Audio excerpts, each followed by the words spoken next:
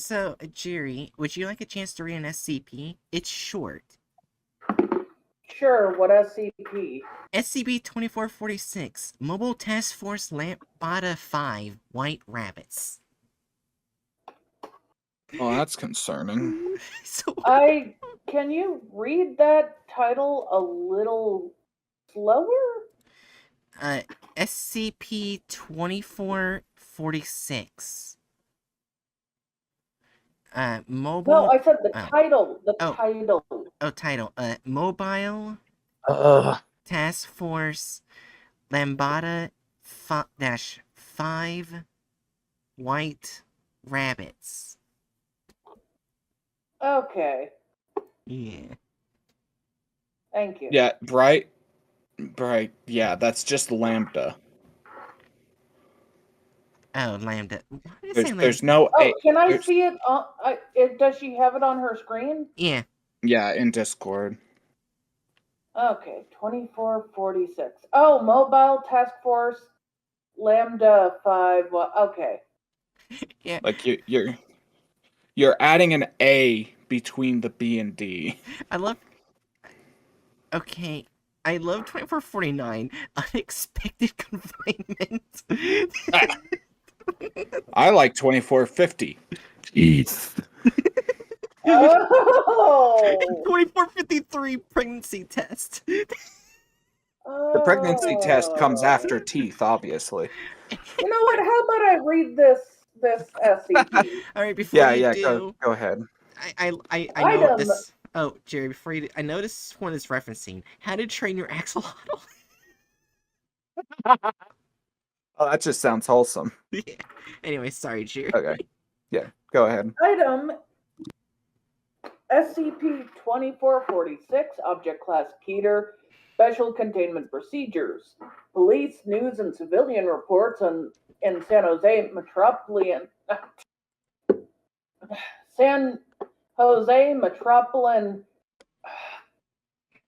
I can say it. Metropolitan area are to be monitored for SCP-2446. Reports are to be officially scrubbed from record, and people involved in the discovery or documentation of SCP-2446 are to be administered Class B amnestics. All SCP-2446-1 retrieved are to be transported to Site-76 for containment and analysis. Should any SCP-2446-1 manifest partially or entirely inside of a permanent structure, retrieval personnel are to be dispatched to remove the instance and repair affected structures. SCP-2446-1 are to be removed as quickly as possible to minimize chances of civilian discovery. Members of Mobile Task Force Lambda 5 White Rabbits are to be kept unaware of the nature of SCP-2446-1 instances. I'm sure this will be a magical SCP. Description: SCP-2446 designates the occasional spontaneous manifestation of humanoid corpses. Oh! SCP-2446-1 in a roughly 12-kilometer area of San Jose, California. So dead bodies just randomly popping up in a city in California? Yeah, just as you do. And of course, it's one of the many cities in California named after a saint. Because San is Spanish for saint. So it was San Jose, California. Fun. Yeah. At least 2 instances have been directly observed manifesting and have not demonstrated any limitations of time or location. Certain instances have been found partially or entirely inside of other matter. Oh, fun! SCP-2446-1 have been retrieved by Foundation personnel. However, it is unknown how many may be accounted for underground or inside permanent infrastructure. Oh, fun. All SCP-2446-1 share physical and genetic profiles with members of Foundation personnel, typically agents involved with Mobile Task Force Lambda-5. White rabbits. Multiple such duplicates have appeared for single agents, however, differences, namely in weight, build, tattoos, pattern, etc., have been noticed between instances and related persons. See addendum for details. Most intact SCP-2446-1 manifest in an early state of putrefaction. SCP-2446-1 tend to appear and dress similar to Foundation issue Mobile Task Force combat gear. Style and composition of such dress code, as well as worn equipment, vary frequently in both style and construction. No instances has manifested in clothing identical to those currently in issue. SCP-2446-1, which do not manifest in MFT gear, manifest without any clothes. Oh! Okay, just naked corpses. Although physical factors like weight vary between duplicates, genetic makeup never differ significantly. Addendum: recovered SCP-2446-1. Oh, this'll be fun. Item number 2446-A1. Recovered at alley near Quimby Road, partially manifested around refuse. Okay, so it popped up near some shit. Okay. Caucasian male. Oh, that's very tall. 1.9 meters. Okay, let's see how tall that is in feet.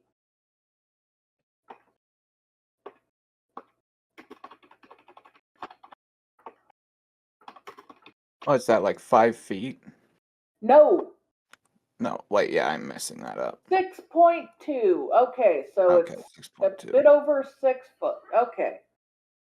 I know, I do not think there's anyone that's actually 2 meters tall. Okay. Oh. Dressed in Foundation issue combat clothes, with the exception of any armor or equipment, appeared to have suffered severe compression, possessed numerous extreme bone fractures, collapsed organs, lacerations, abrasions, and contusions on skin. Wore tags labeled. I have no idea what that is, but -5. Alex Henderson. Genetic and physical profile match Foundation agent Alex A. Henderson, currently assigned to MTF Lambda 5. All right, the second one is 2446-B1. They were found at Alum Rock Park beneath Stone Bridge, manifested into dirt, rocks, and plant debris. Okay, so that's better than the first body's spot, right? This one is also a Caucasian, 1.9 meters tall. This one is a little lighter in weight, though, at 21 kilograms. Dressed in Foundation issue combat armor, implanted with subdermal GPS tracking chip on right side of neck, unmarked. Possessed 7.62 millimeter gunshot wounds on head, torso, and arms. Left side appeared to have suffered minor burns and shrapnel damage. Text A10441 Wilder tattooed on left shoulder blade. Genetic and physical profile matched Foundation agent Jacob H. Wilder, currently assigned to MTF Lambda 5. The next one is 2446-E1, found in an empty classroom in San Jose State University at Building 7. Oh, that's fun. Hispanic male, 2 meters tall. How tall is 2 meters? Okay, that's not as tall as I thought. It's 6.5 feet. Oh, and it's 71 kilograms in weight. Stripped nude, several ballpoint pens appeared to have been manifested internally. Oh! Numerous internal organ ruptures resulted. Genetic and physical profile match Foundation agent Patrick Carter, currently assigned to MTF Lambda 5. That doesn't sound like a nice death. I'm not sure why that makes me wince more than bullet wounds. Okay, Yeah, it's just kind of like a standard thing in a place that it's not supposed to be. Yeah, that's fair. All right, the next one is SCP-2446-B2. It was found in Lake Cunningham Park, manifested into Lake Cunningham. All solid parts were liquefied. Oh, body and all equipment liquefied, likely resultant of its in-water manifestation. Retrieved DNA found a match for 2446-B1 and Foundation agent Jacob H. Wilder. Large quantities of metal and SCP-148 were found in water following the station. I think I need to look at 148 to find, because it's literally one of the things that were found. May I read it over briefly? Yeah.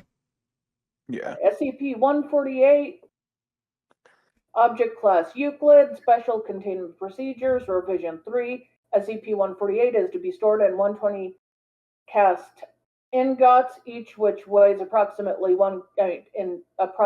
10 kilograms. At time of writing, ingots of SCP-148 may be housed at the same site as any SCP due to potential unforeseen, may not be stored in the same site as any SCP due to unforeseen interactions. Otherwise, said ingots should be distributed and equally among acceptable Foundation facilities.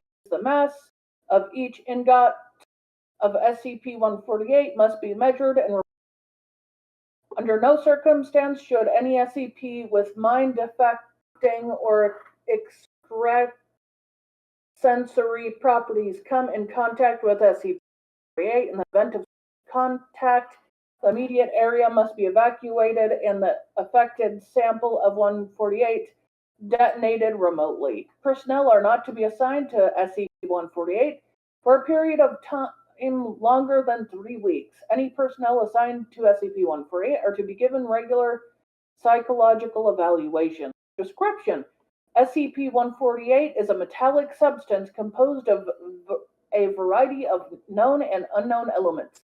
The total mass of SCP-148 on hand is approximately 1.2 tons.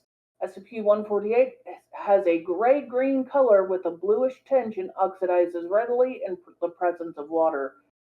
SCP-148 has a melting transition point of approximately 4,500 Celsius and a boiling transition point of approximately 9,000 Celsius.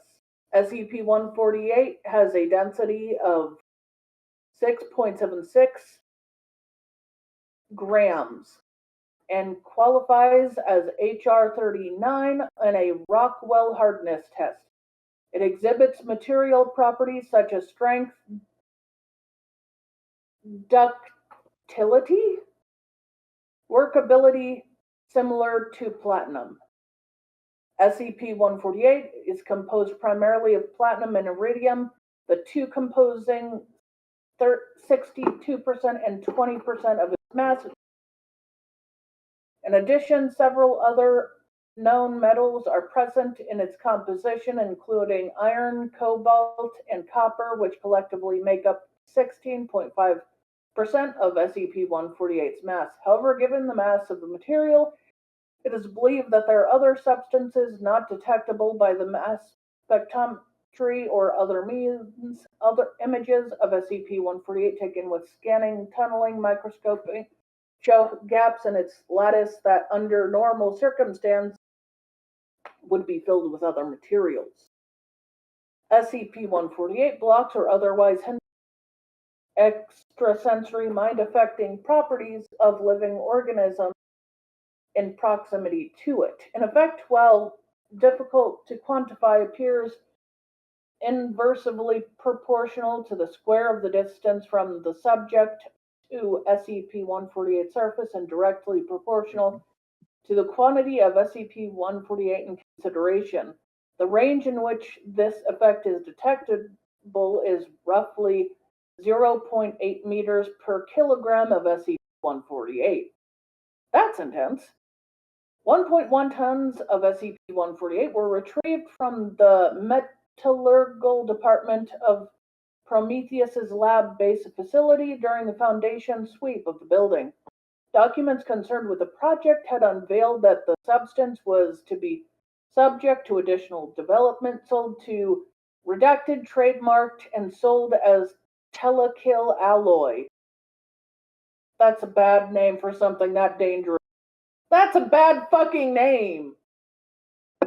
Telekill alloy. However, due to redacted and its political fallout, along with the destruction of the Prometheus Labs based facility, Redacted has acquired and established 1.3 tons of SCP-148, sold it to unknown buyers. Foundation agents and forensic accounts are in the progress of tracking the remaining supplies of SCP-148. Okay. Addendum 148-01.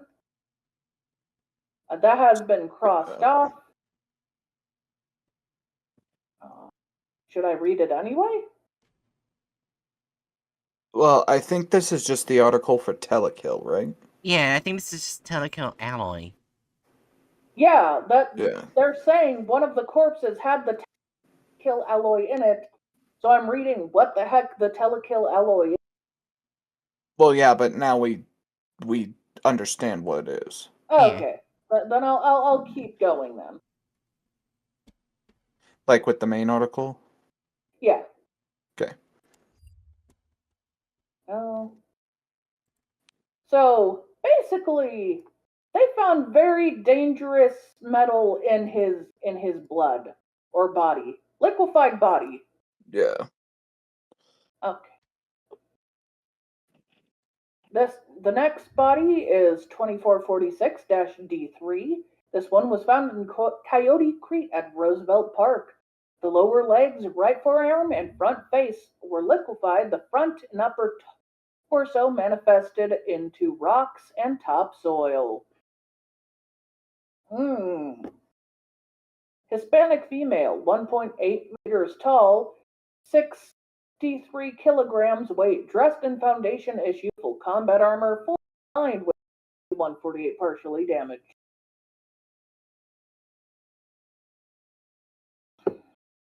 Two 9mm gunshot wounds, genetic and physical profile identical to SCP-46-D1-D2 and Foundation agent Melissa King. Okay, that one also had the dangerous. I do not know why. Okay, the next corpse was found at Guadalupe River Park, retrieved alive? What? Data expunged. Genetic and physical profile match SCP-446-B1B2 and Foundation agent Jacob H. Wilder. Addendum, Research Report 2446.21. Due to a part of recent developments in reality technology research and retrieval, teams have initiated investigations and potential origins of 2446, although correlation between recorded human deficiencies and SCP-2446 have not been confirmed. Certain readings fall outside the acceptable parameters based on homicidal maps in the area. Statical disturbances most likely originate from an apartment complex located at 2525 N Waterswork Street. Direct investigation is forthcoming. Wait, you're not going to talk about the fact that You cut out. What did you say? one of them is alive? Yeah. Oh, it leads to an interview. Would you like to hear about the interview? Sure. Yeah. That's a part of it. Okay. SCP-2446-B4 interview. Forward on redacted instance of 2446-1 manifested suffering from a near fatal aortic aneurysm. Following extensive medical intervention, the instance was revived and prepared for an interview in an attempt to determine the source of 2446. Due to the instance's failing health and also signs suggested radio decay, the instance was confined to an isolation chamber and monitored personnel and reality hazard specialists while interview was conducted via standard teleconference equipment. Interviewed. SCP-2446-B4 instance resembles Jacob H. Wilder. In order to ensure subject compliance, it is referred to by this name for duration of the interview. Interviewer, Dr. L. Redacted N. Redacted. Begin log. -B4. Where am I? N. Urine site redacted. In the medical ward. I'm here to debrief you. To begin with, what is your name? B4. Call Jacob Wilder. Does that mean I'm not... does that mean I'm out? Am I safe? Shouting. This is another trap, isn't it? Tell me, you bastards! Wilder, please... N. Wilder, please remain calm. Sedation in your current state could be highly detrimental to your health. Like you ever cared about my health. What are you gonna do? Vivisect me? That'd be ironic, wouldn't it? You cutting me up? Please calm down, Wilder, or I will sedate you. B4 is sedated for debrief. Now then, we would like to know what happened to you. They're probably dead, to be completely honest. We should never have followed through the plan. What is this plan you speak of? We thought we could stop the bodies falling into our world. I'm assuming I'm somewhere else if you don't already know that. I take it your situation was bad? 13 separate incidents of major public manifestation. One where a 4-ton mass of like nuts manifested on live television. And then we found a corpse with advanced enough tech, and after some experimentation, we found where it came from. Once we had done that, it was a simple matter to modify our reality tech to get us there. Where exactly was the point of origin? Judging from the medical tech in this, that could be difficult to explain. How advanced is this timeline? Do you at least have the Scantron tech, or at least paratech weapon programs? Can you create anti-reality weapons? I'm not sure I would have clearance to know if we did. And if I did know, I wouldn't be able to tell you. I'm going to assume that you do then. The lab boys brought us down in the thing they'd put together. We were all loaded in the machine, and they sent us to deal with the problem. Oh, my... Of course it's going off right now. Sorry, I have to turn off my alarm. There we go.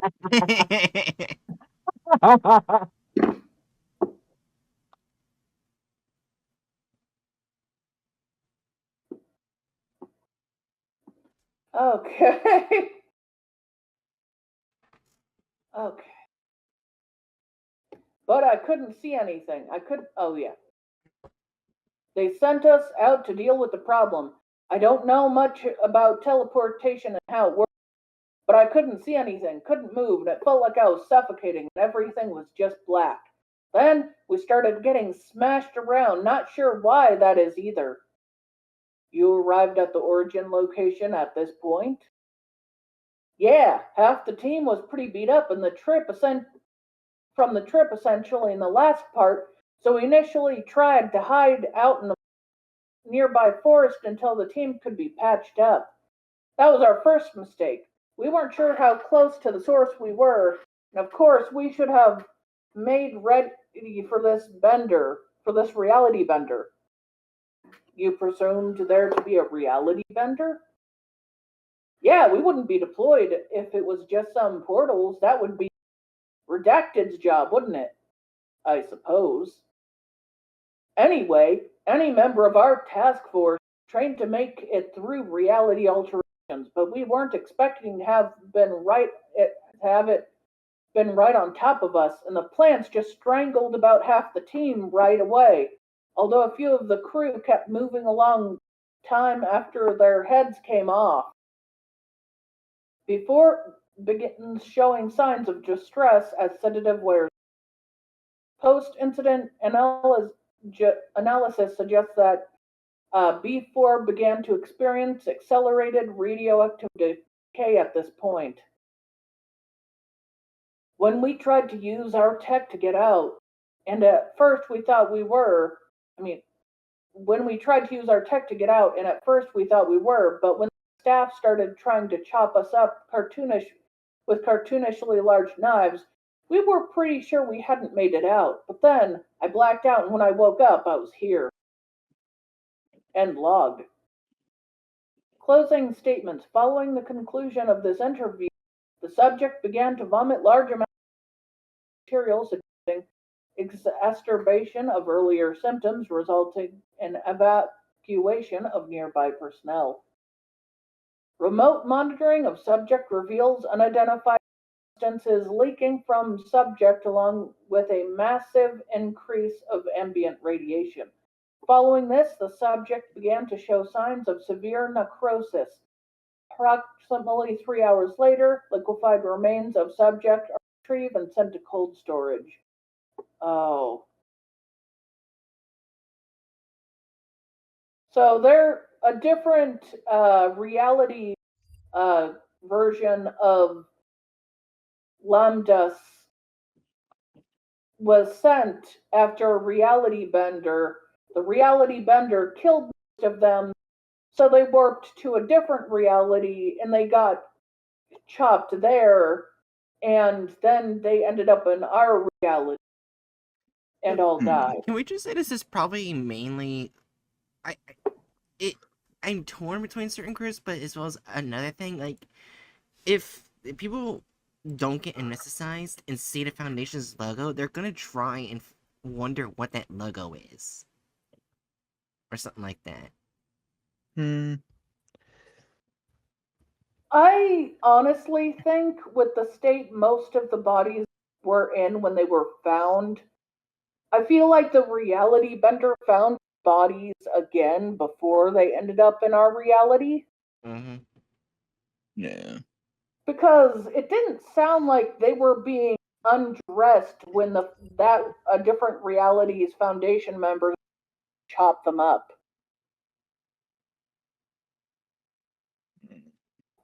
So It's mainly just happening to that certain MTF group. Yeah, it's happening to that MTF group.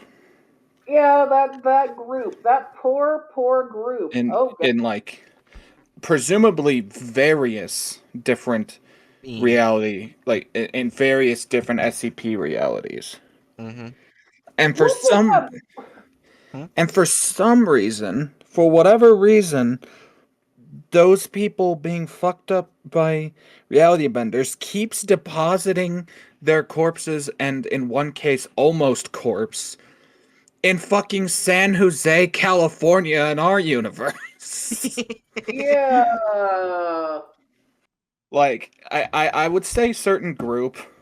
I doubt Yeah. that like the stuff that they're coming over with could be potentially hazardous, but like assuming that the SCP Foundation is on top of things, it probably won't be too uh immediately problematic. Yeah. No. Yeah. I also agree with certain group. I mean, it's horrible what's being done to them, but it's only one group.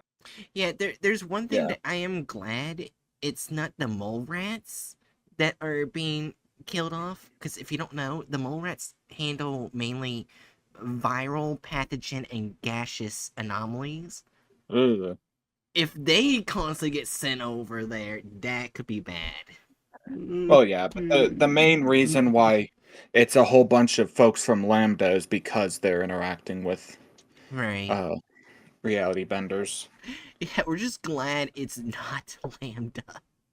Not Lambda, mole rats. Yeah.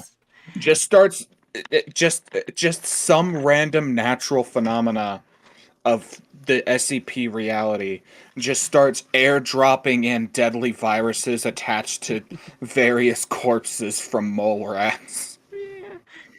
Hey, Hatchet, you know how we joked about unexpected confinement? Oh no. That's the next Keter. How long is it? You don't know. I'm gonna copy the picture. It's such an amazing picture. There it is. Oh, it's really short. Shorter than the last one, actually.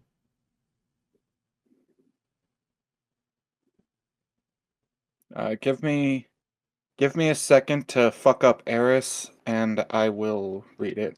Alright. Or to have Eris fuck me up, that works too. Okay. I wonder if this is gonna be like true solitary. Mm, Does everyone know what Okay, let true me solitary is? I No, recall that one. Huh? What did you say, Jerry? I do not. True solitary is basically a prison cell where when one person's put in and a certain amount of date of when they're supposed to be released, that person gets teleported to a dimension where you lose all your senses. You don't age, you don't need food, water, or anything like or sleep or anything. You're just there until the the date comes. And there are some people in that dimension that are stuck in there for 100 years.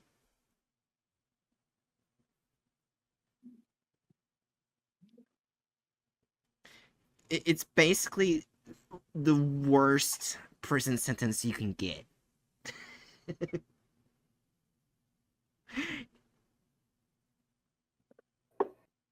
All right.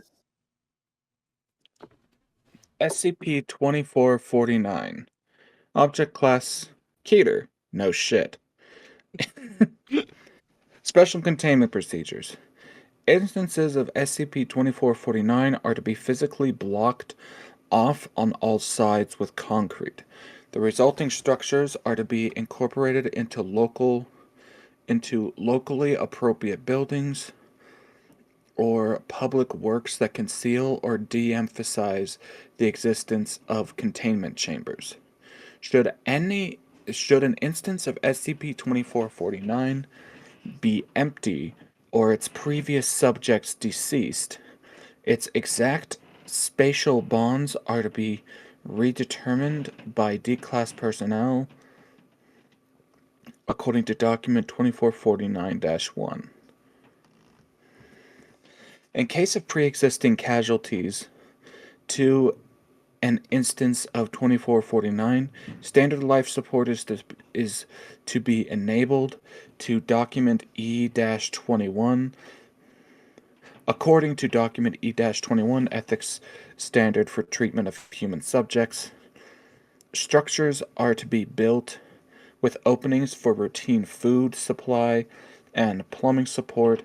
Installation and maintenance of facilities inside SCP-2449 has to be performed by subject has to be performed by subjects.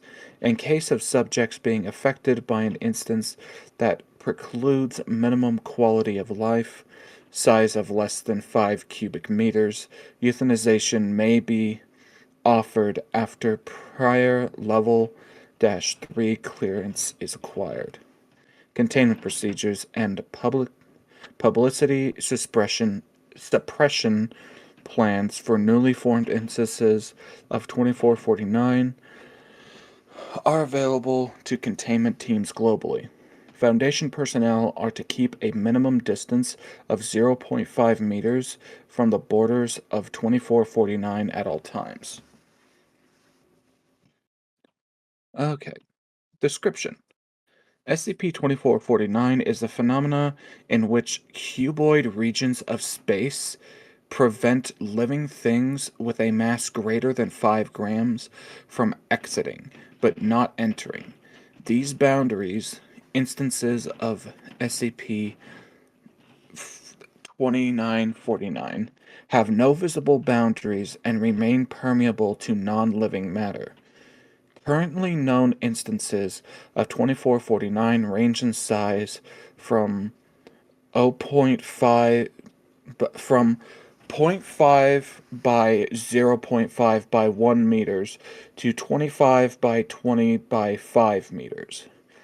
Instances of 2449 have been found in locations ranging from a cave in the Turkish mountains, from the Turkish Taurus Mountains, to an apartment complex in Baku, Azerbaijan. In 14% of cases, the location and size of instances have coincided with existing rooms in a building. 44% coincided with the locations of existing structures but reached through walls, stones, or other obstructions, requiring modifications of the location to achieve containment. While 40% have no overlap with human constructs or natural phenomena. For a full list of locations, see document 2449-2. SCP-2449's effect is extended to non-living objects that are in direct contact with specimens inside. As such, removing objects from an instance of 2449 should be performed by throwing or dropping, similar to how supplies are inserted. Statistical analysis has found no link between known locations of 2449 or presumed dates of appearance. Expected growth of 2449 is less than 5 instances per decade. While initial analysis deemed 2449 potentially qualified for the containment of humanoid SCPs, use for this purpose has not been authorized. Directives on cross-testing of SCPs apply fully to 2449 outside of emergency orders from site directors. Addendum 2. After the establishment of 2449-37 within the bounds of the Site 44 Astronomical Observation Laboratory, local procedures have been amended. The 5 site personnel contained within will continue their employment within limits to Man Observation Unit -2 and will receive full attention to the preservation of quality of life. On-site family will be allowed limited contact with subjects. Non-Foundation relatives will receive notices of their death and standard Foundation benefits. Non-essential furniture within SCP-2449-37 will be removed to create enough space for simultaneous reclined sleep of 3 personnel. Should less than 2 personnel remain available to Man Observation Unit -2, on-site technicians are to fill vacancies and allow continued operation. So one of these instances just popped up in the middle of an SCP observatory, and they're just instead of shutting the place down, they're just keeping people employed in the box where they can't escape. Yeah, okay. So it doesn't say it has. Does it say it has to be in a specific living place, or can it be anywhere? It's basically it can these can pop up anywhere. So Sounds good. basically, think about it. If it was like stuck in a nuclear core, like someone has to check a nuclear core in a nuclear reactor, they could just get stuck there. Oh, that's I don't want to think about that one. Yeah. That's unfortunate. Yeah. I'm really curious that it mentions a SCP 2429 dash what's it dash 2 document Hmm. that has like all instances of it, but it's not on the SCP itself. Is that somewhere else? It could have been removed because it has gone Uh through 10 revisions. So uh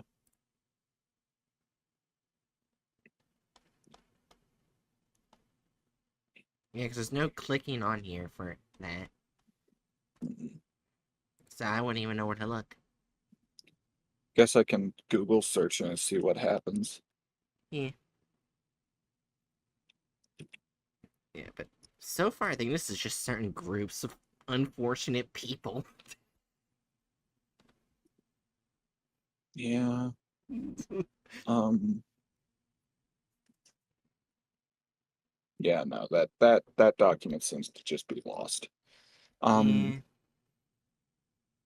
Yeah. so that's the thing. Mm-hmm. We accounting for like feasibly, if this just like continues perpetually into the future, Mm-hmm. this could cause some serious problems. Yeah. So like I I just don't know. Also, as a quick side note, imagine, for example, what would happen if one of these spontaneously formed, say, on a busy highway. Oh God. Physical, like non-living matter can pass right through. Living matter can't. So anyone who drives into this thing, the car passes through, but their body gets smutted into it. Oh God. Oh God. And if this like it would obviously be an incredibly slow process, but if this continued to happen, it could cause some serious ramifications for humanity at large. Both in the idea of them popping up there, but it also mentioning uh oh, where is it? It mentioned how frequently these are seemingly starting to show up. Wait, I just realized something funny. What if it just when there's like a United Nations meeting, it just randomly appears in the room, and some nations leaders can't leave. Oh no.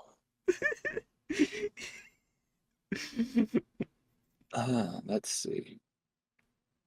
Let's see. Have coincidence. Yeah, so in 14% of cases, the location and size of instances have coincided with existing rooms in a building. 44% coincided with the locations of existing structures, but reached through walls, stones, or other obstructions, requiring modifications of the location to achieve containment. While 40% have no overlap with human constructions or natural phenomena. For a full list of locations, see, yeah. You see, this we'd be able to get a better idea of like the full scale of where these things are popping up if document dash two still existed. Yeah. Oh wait, I just realized something else that's horrible. Mhm. What if like when someone who's unfortunate went to the site where 610's at and it just appears there? They can't leave. They're just Oh stuck with the no. 610. Oh no. He doesn't say it wouldn't.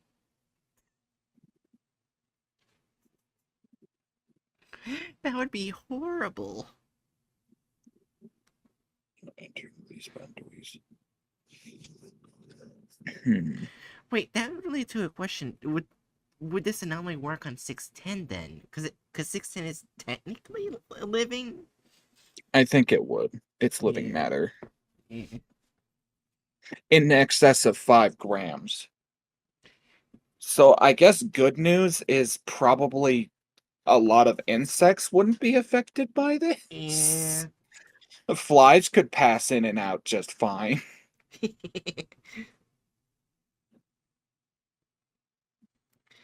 Yeah. Do we just say certain groups for this right now? Yeah. Yeah, because we don't have huge amounts of information to say it's getting worse or anything. Yeah. And even then, like, if these do start popping up in places like a city street, like, it'll still just be certain groups for a very long time. Yeah. Like, feasibly, this would eventually basically cover the entire world in this. So I guess we wouldn't be able to leave the Earth, but otherwise, life on Earth wouldn't be exactly hindered if it came to that. Well, what if people are. How would people grow their crops and the like? Well, assuming like there would definitely be like a period where doing that is like infeasible in a lot of places, but like I'm talking about like the theoretical idea of it like of it like growing to the point where all of Earth is encapsulated in these things.